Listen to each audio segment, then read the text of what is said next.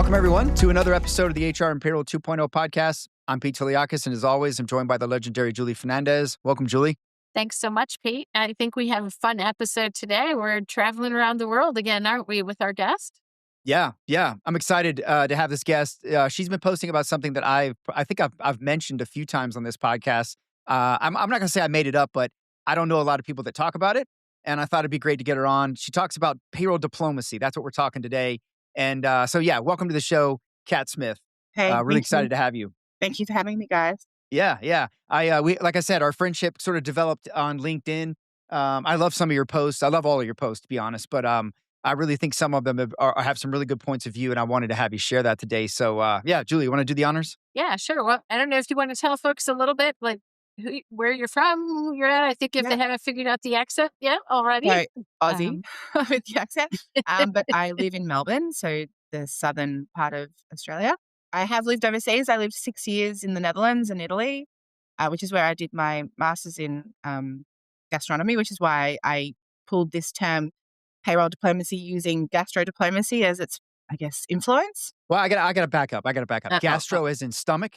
Gastronomy meaning everything to do with food except the cooking part. Okay, food. All right, I love it. The eating part, right? What's left besides the cooking part? I thought you were going to say you were studying stomach aches, and I was like, yeah, well, payroll can be a real pain in the stomach or the ass if you depends on how it works. But yeah. I was going to say, what a roundabout way to make it here, Yeah, right. Well, this feels like this whole gastro link might be part of the story, Kat, but how did you get into this HR and payroll space, and why did you stay? So I'm one of those people that fell into payroll, which is very common because it still doesn't really have a university pathway or a pathway that someone goes, when I grow up, I want to be a payroll manager.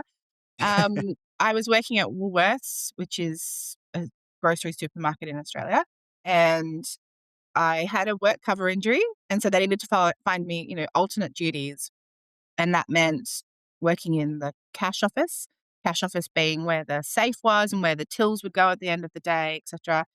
And it also housed the payroll person or the office clerk. And my boss, who had been training me up in the cash office, needed to go on a holiday. So she needed to train me how to do payroll so that she could go off. When she came back, she got promoted to a bigger store, and I became Melbourne's youngest office clerk at Woolworths. And I just had an affinity for it, despite the fact that I hated school and I hated maths and I hated English and I hated legal. I really, really enjoyed it. And my dad at the time was a HR personnel manager. And when I had my 10 years at Woolies and I'm like, I need to go and broaden my horizons, he's like, well, you've really loved the payroll side of your job. Why don't you turn that into a career? And at the time, there was a massive shortage of qualified payroll people. No one's qualified back then, but qualified payroll people. And so off I went. But I needed to find someone back then who was prepared to teach me the gaps, because Woolworths is obviously very centralized. So the stores do all of the localized timesheets and leave and stuff, and then send that off. And then they would do your payroll taxes and your pensions, we call it superannuation, and then process it to the bank. So, I had this gap. I did all of the inputs, but never any of the outputs. So I kind of needed to start from scratch and have someone who was prepared to teach me all of that. And here we are, 20-something years later. So, yeah. I love it. It's a more familiar story than you might think, right? Like you said, nobody starts out going, boy, that's what I'd really love to do. But once it gets its hooks in you, you're just smitten and destined to be a part of it. Yeah. So what is your role like today, Kat? Are you leading a payroll at this point, or consulting? Yeah, well, leading-ish, because it's a global business. My job title isn't lead because I'm a small part of the bigger puzzle. But basically, I function as the Australian payroll manager. The company that I currently work for is we kind of call it a startup mode, because it's the international part of the business is new. So we were a new company externally in Australia.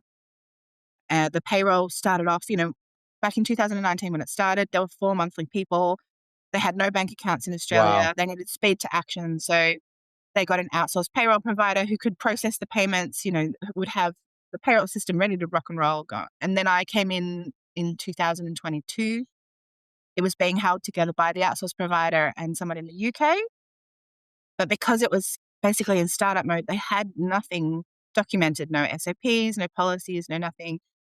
So the HR manager and myself basically went about setting up all the groundwork, documenting everything, creating governance, compliance, Wow. controls, You're really starting from processes. nothing. Yeah, Yeah. pioneer in Yeah. that, Yeah. in that It's firm for That's sure. definitely exciting, been though. one of You the get to most make it.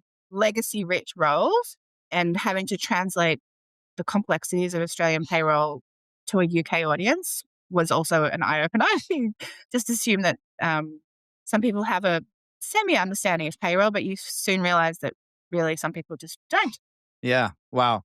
I mean, but that must be kind of exciting, right? I mean, you get to lay the foundation. You got no one to blame but yourself if, if Yeah. this doesn't build right. But I mean, so many people come into payroll operations that have sort of have legacy bones in the closet, or have infrastructure or vendors or things that they just have to live with. Whereas you're getting to sort of shape it from the start. What's that like? Been nice, I guess, because I'm also very employee experience focused. And so I just made sure that everything Yeah. I did was making sure that the employees who I knew had had some issues with global payroll over the time, always had trust in us getting it on time and accurate. And even if we have made a Yeah. mistake over the time, most of them have been system driven. Our time and attendance system is a bit, it's also, it was a startup. It was an off the shelf product, which we then became a custom client because we built all of our own rules in there. And You growing together. they're constantly evolving so fast to make their product better, sometimes means that your custom rules break. So a few Yeah. of our issues have occurred, and the employees have been very understanding because I often focus on being transparent and open, and yeah. So it's been Yeah. interesting, but it meant you basically got to use all of the skills you'd ever learned to build something from Yeah. scratch.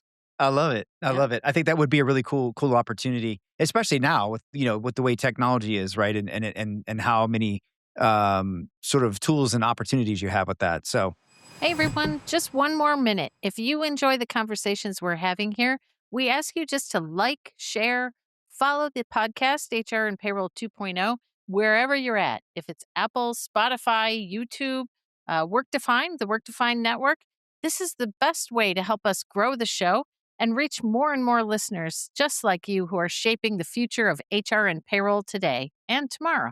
look, I want to talk a little bit about your payroll diplomacy stuff. This is what I'm so excited to Yeah. to talk about.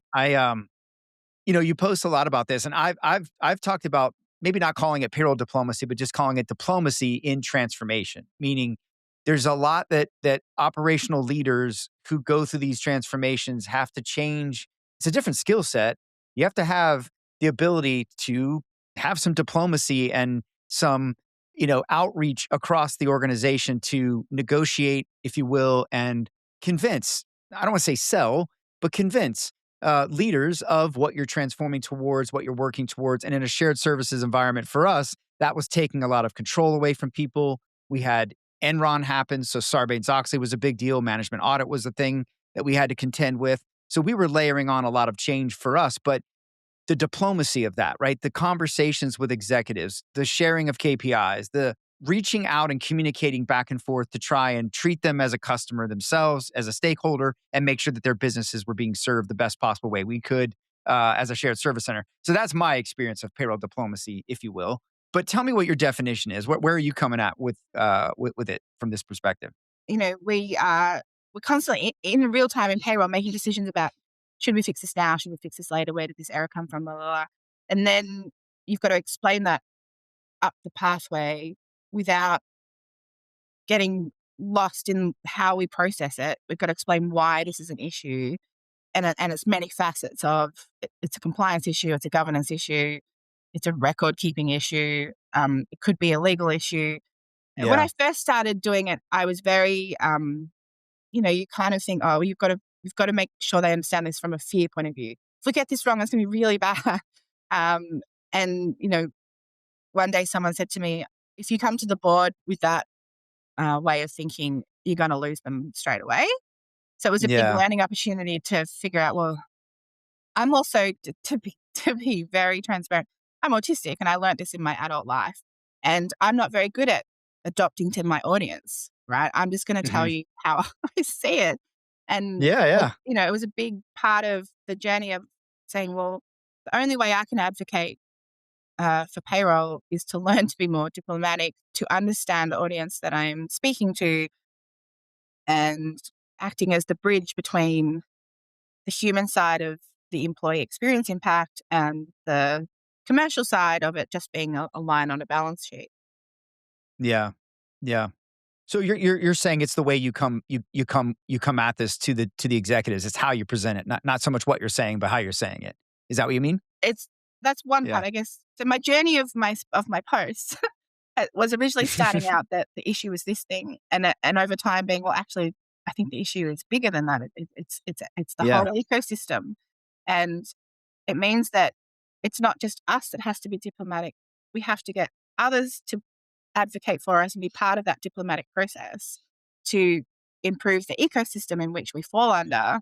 Because I can see a lot of things happening and starting to break. And I'm only looking at it from, the Australian piece of this humongous puzzle. And as you know, I went overseas and I studied and I've come back to this career that I chose to stay in. And I'm currently like, oh, did I make a mistake? Because it's starting to look a bit weird. And, so I Yeah. love the organicness of that you're describing, Kat, because I think it's, this time it's the diplomacy angle, but we talk to a lot of folks that are having the seat at the table conversations, right? And trying to figure out how to make that their mission. And I feel like that also is very organic. Like you have to have your own organic growth and path into either side of that coin in order to start to really have an impact and get good at something. Yeah. And just describing your own journey is cool. I was thinking about that seat at the table thing yesterday, and the size of the company, I think, is going to end up being the end player in that. Big enterprise level businesses will probably get an opportunity to make that change if that change ever arrives. My other question in one of my posts was, are we actually ready for that? Like, because if our Yeah. recruiters Yeah. aren't on the Yeah. same page as us and they're not finding the same journey, and our system, there's so many systems, it's becoming, unfathomable. But for the small to medium businesses, you're still going to have to choose one. You're going to get stuck under either HR or finance.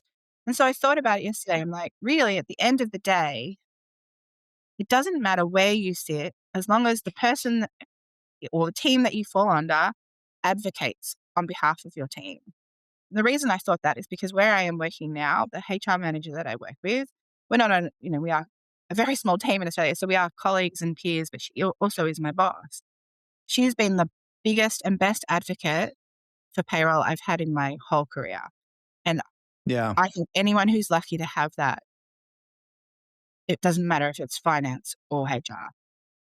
Yeah. Where do you report, by the way? So it was originally Technically. finance. Yeah. And then about 2 years ago, 18 months ago, it changed to HR. What brought about that change? Was there something in particular that caused it to change? Sometimes it's just personalities. Otherwise, it's a Yeah. conscious move to realign to some I think culture. it was partly a realignment because the way that they had structured it, because we're so small in the international areas, we don't have a finance team in any of the countries. And so the international arm was reporting to HR because that every country did have a HR manager, and the UK was housed under finance. And at some point, the decision was, well, there's actually now more employees globally in the international arm than there are in the UK arm, so let's move everyone under HR. That's my understanding of the Yeah. big picture decision. Yeah, yeah, yeah. Whether there was other things, I'm not sure. Interesting. Interesting. Did anything about that move actually change, inform, or shift your thinking about diplomacy as you've been on this journey? Yes, I thought originally that my biggest blocker was finance. Turns out my biggest blocker is HR. Here, Yep. where I'm currently working. In Unfortunately. other companies, that's not necessarily the case. But yeah, so it did make a difference to my thinking about diplomacy, which is, I guess, why I notice so much how much of an advocate my boss is, because she fights the good fight on behalf of us when in Yeah. meetings that we're It not makes all involved the in. difference. You talk about payroll advocacy in some of your posts.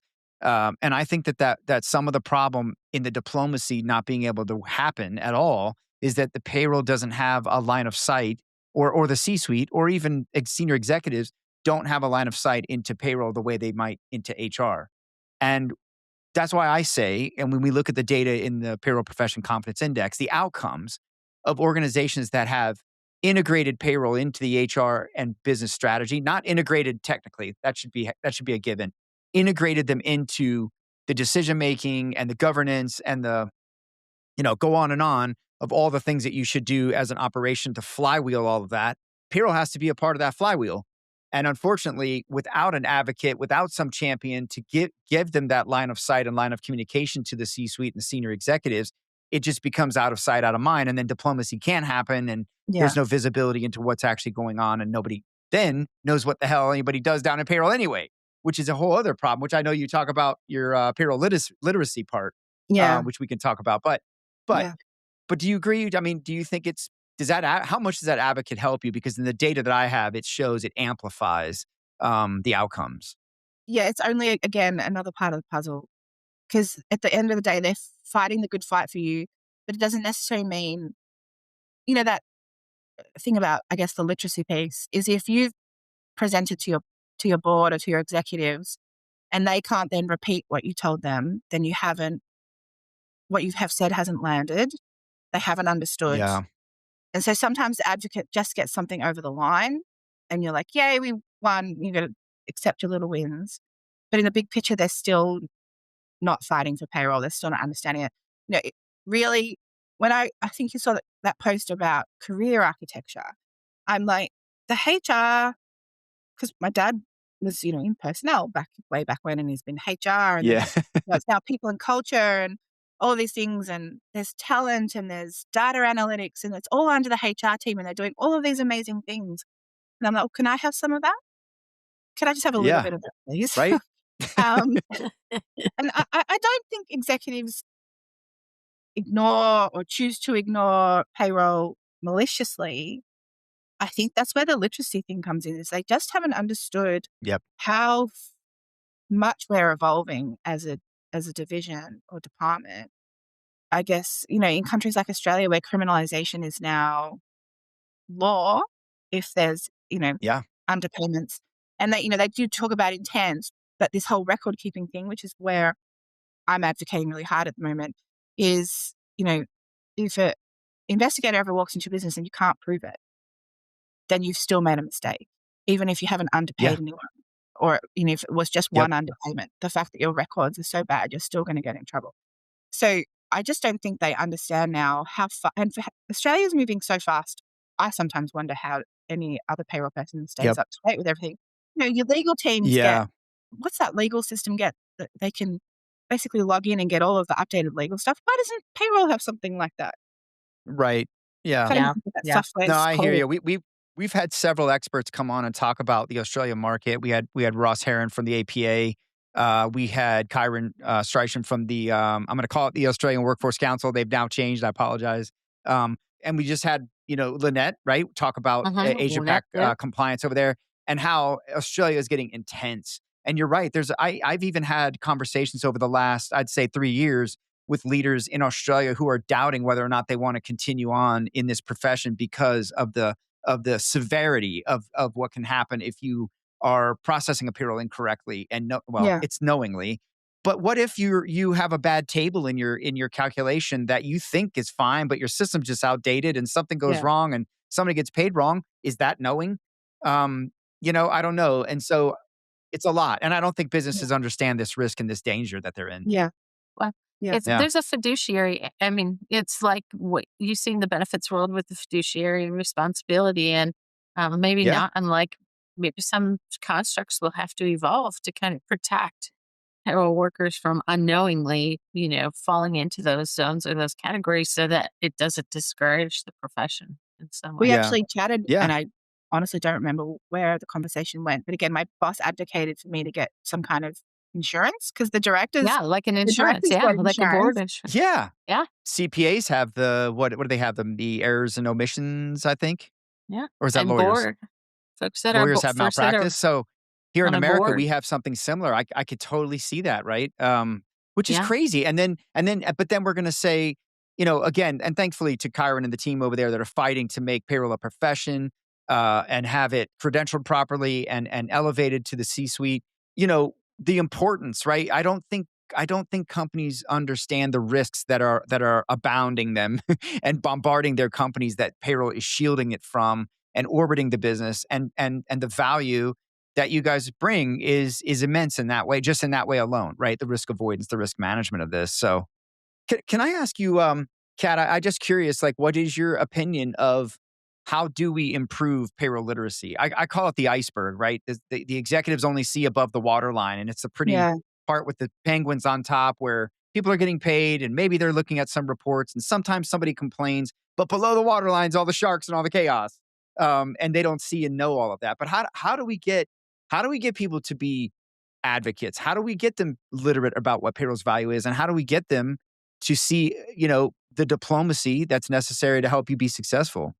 I honestly don't know the answer, and I guess that's where my posts I have been know. going, just as I work through Hot seat here. how do we get Yeah. here? Because Yeah. like I said, I originally was like, "Yeah, we just gotta get the C-suite to understand," and then I'm like, "But how are we Yeah. actually Well, gonna what's do that?" working for you? Yeah, what's working for you guys? I'm not sure that I have the answer to that even where I'm working, but I guess how did HR get them to listen? How did HR evolve so fast? I would like to understand how that journey of evolution started from personnel to where we are now. Because even if you look back in the history of Yeah. payroll, we're still just called payroll. Nothing's ever changed in our for like 100 years or something. And the job titles are like, 5. Do you fit into one of these 5 things? All right, great. Um, Yeah. I guess we need like a shared language, some way to bridge operational reality with executive strategy. And again, with that ecosystem wide stuff, we need accurate job roles. We need to define the risk in a way that our executives are going to understand it. We need to get recruiters speaking that same language direct, because they often have a one-on-one with an executive or someone close enough to an executive to influence that space, right? Hmm. So I think they Yeah. could be payroll's biggest advocates for sure. I Yeah. have a little bit of a thought there too. Like, so there's a DNA, not to completely stereotype, right? But there's a DNA of a payroll, a good strong payroll character, and part of it is the detail orientation, right? And if you're just conducting discovery and trying to understand what's going on in operations, and you have that conversation with an HR person, and then you have that conversation with a payroll person, your conversations are drastically different, right? The Yep. payroll person is just going to go eternally deep into all of the nuances and complexities. It's the way the mind unravels and makes sure that you're accounting for things.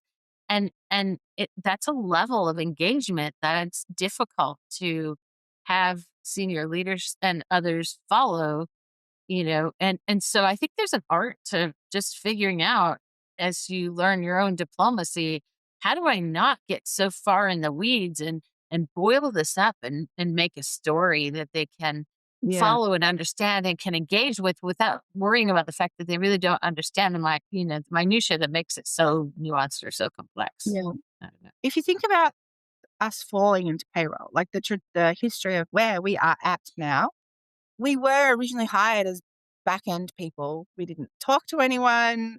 We didn't have to explain it to anyone. We just got it done and they trusted us to do it. But it meant that this Yeah. whole It was skill set bookkeeping. of stakeholder engagement, influencing up, they're not things we learned. And they're things I'm honestly still learning. And I'm 45. It's how do we get our payroll officers, our junior payroll people, where in their career are they learning this stuff? Because you're skilled enough to suddenly become the payroll manager. Lucky if you have some human skills to deal with your staff. But then how do you do everything else? Where did you learn it? So I think that's one thing. And I don't know if you guys have spoken to Nilly from the Global Payroll Association. In Australia, she's also doing a lot of stuff around getting like VCE, which is our last 2 years of school, Yeah. coming to presentations about payroll. Have you ever considered payroll as a career, and talking to That's kids great. about it? Yeah. I think they have some program with the New South Wales government to kind of help people get a foot through the door. And I think there's a certificate 3. So if you ever have a chance to speak to Nilly, Yeah. because that's your egg, educating your eggs to become human payroll people. Maybe just to kind of piggyback off of that, I would agree. That's we do need that. We need a younger generation to be involved in payroll, but we also need to start teaching. What we need to curate are business leaders who work in payroll, and they are business leaders. They're just not necessarily entirely skilled around how to demonstrate that, and they're not necessarily being given the opportunity in a lot of cases. And I think there's a lot of people who don't believe that, and I think you've got to decide that now. And there's plenty of education out there. I mean, hey, Payroll Like a Boss is out now. Go get a copy of that. Our good friends John B. and Tammy Gillenwater, have that book out. Max has a great book. There's so many great pieces of content that are out now. Programs that are coming up, I've been seeing pop up. I know Max has a program where he's teaching global payroll leaders.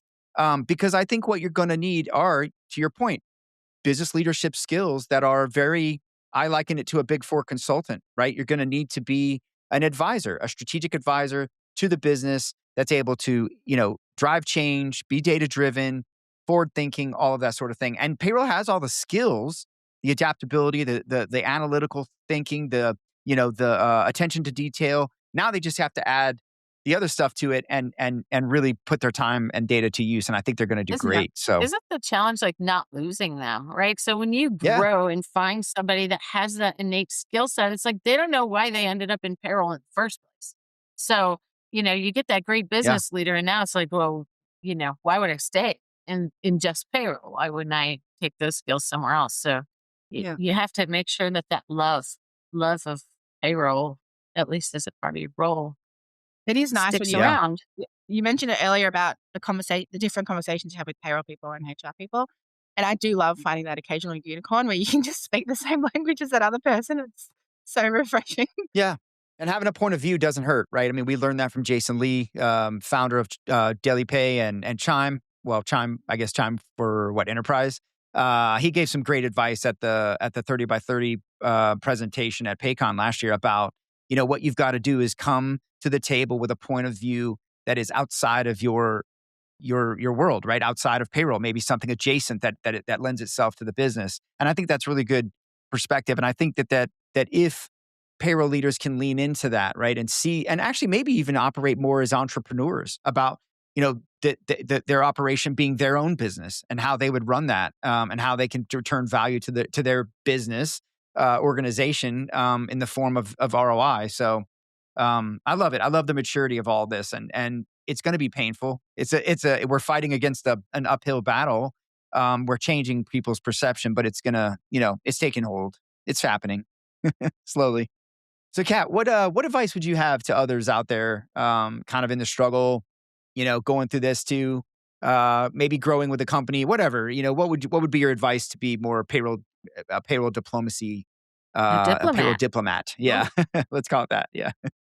Well, I was thinking about that yesterday too, about the whole build yourself a table. Like, I get the theory of that. So that's how the slow food movement, which is where I got the gastro diplomacy thing from. Because what I studied is I went to the slow food university in Italy to do my master's in gastronomy. And the slow food movement literally started by a group of men, Italian men, who sat around a table and had an idea and brought it to life. I'm like, okay, but I'm only one tiny person in Australia. and most of my career actually has been in standalone payroll roles. And that's part of, I guess, why I was forced to learn diplomacy. I had no one else to fall on. I only had myself to get the message across and get everything done. And that's actually one part of one thing I am trying to advocate for, is that standalone roles should never exist. Payroll should never fall under one person. Again, in Need a buddy. career architecture, if you are dealing with a recruiter, stand up for yourself, hold your ground, push your value, educate the recruiter if you have to, because some recruiters are really just looking for transactional people. And I think we're at a point now where you're going to end up needing more strategic payroll people rather than just pure transactional people, especially with all of the risk and changes and everything that's just happening. What else? I don't really know. This is the thing. I don't know all the answers. I wish I had all the answers. If you've got anything to add, I'd love to hear it. Yeah, well, look, I think we got to stay positive, right? I mean, listen, one of the things we didn't mention here that I think we all have to remember is we have the strongest community in the game, right? That's I just don't. been I've even going. had a lot of people outside of payroll say to me, "Wow, payroll's got a hell of a community." And I think that's where the answers are, is in your community, right? Is in I joke about books that are out there, Payroll Like a Boss, other books, but that's part of the community, right? I mean, Tammy is in the community. Tammy Gillenwater, the author, would love to have you reach out and talk to her. Max, anybody in that community, all of the folks that I think you see visible online, like yourself, I'm sure would be open to welcoming people to reach out and exchange. So I think that's where the answers are. And if we stick together and we continue to take these rich skills that we have and lean into the technology that's finally here and the attention that's starting to gain, I think there's a lot of opportunity, a lot of uphill battle. And I don't want to see people exit, because they think it's hopeless, because it's not. It's Well, not. look, and how unusual or uncomfortable, I guess, that is, especially if you've got folks that, love to be that behind the scenes kind of person, right? And then, if you're many start in smaller organizations where it's you've described your Yeah. own role as a lot of times being a single contributor in that role. So that means that to reach out to community, you have to like reach out to something that is not sitting by you. It's not with you. Yeah. You have to do a lot of small talk, and that's not what payroll people are known for. Is like, let me Yeah. just strike up a conversation with some random person who also posts stuff on payroll online. But Yeah. honestly, if you push yourself to do that, I think we're hearing more and more folks say it's very rewarding, and the response and the welcome is unusually warm and receptive, and that it's something that universally, I think a lot of payroll practitioners and leaders have been craving to have that conversation with somebody who understands, Yeah. from the same lens as you. And we're Yeah. hearing Yeah. that more and more this year than ever before. Yeah. Yeah. Absolutely. Absolutely. Kat, this has been really great. I really appreciate it. Where would you like folks to get in touch with you? I know LinkedIn. I'm going to share some of your great posts, but where else? Anywhere else you'd like us to point folks At the to? moment, LinkedIn's probably the only avenue at the moment. Best Yeah. place, yeah. No, all good. All good. You have some great posts. So follow Kat and get on that. And look, thank you so much, Kat, for coming on. Thank you for everyone. Remember, don't forget, best way to support the show is to subscribe. If you're not subscribing, probably not seeing the best content right away. You will if you subscribe. Like, share, all of that. We could use it. We could really help you out. It helps us out. So help us, I guess, help us help you.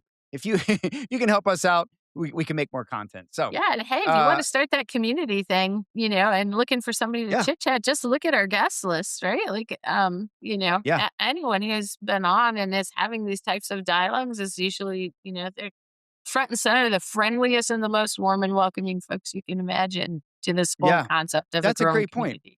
Yeah, we're a community too, right? I mean, I think there's a lot that we consider ourselves ad-free education. So hopefully this is learning for everyone. We're learning. I know I'm learning as we go, and just trying to help you figure out how to think about these things. So, yeah, look, stick and stay, and we'll be back with more episodes and guests soon.